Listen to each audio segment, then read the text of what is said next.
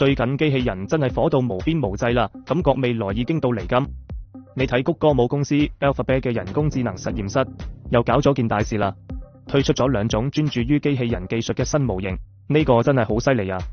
直接幫開發人員訓練機器人去應對各種唔熟悉嘅場景，呢個一直以嚟都係機器人領域嘅大難題嚟嘅。谷歌 DeepMind 喺星期2宣布，話要發布 Gemini Robotics， 呢個係其旗艦人工智能模型嘅新分支嚟嘅，目標就係打造出更加靈巧、互動性更強嘅機器人。仲有一款叫 Gemini Robotics 嘅模型，專注於空間理解，能夠幫助機器人製造商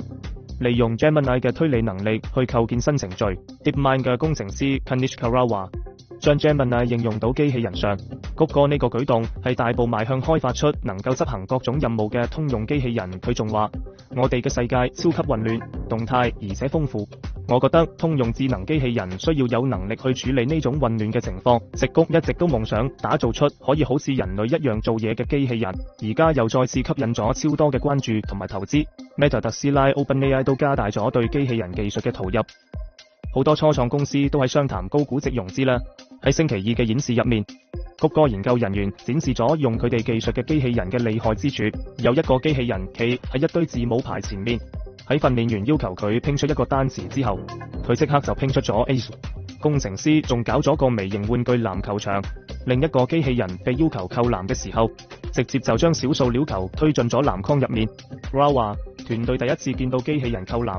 個個都興奮到癲咗。關鍵係呢個機器人以前從來都未見過同籃球有關嘅嘢，佢從 Gemini 嗰度知道咗籃球網係咩樣，以及扣籃呢個詞嘅含義，然後就可以喺現實世界完成呢個任務。其實谷歌喺機器人技術領域嘅發展之路真係好曲折。10多年前，一鼓作氣收購咗至少8家機器人公司，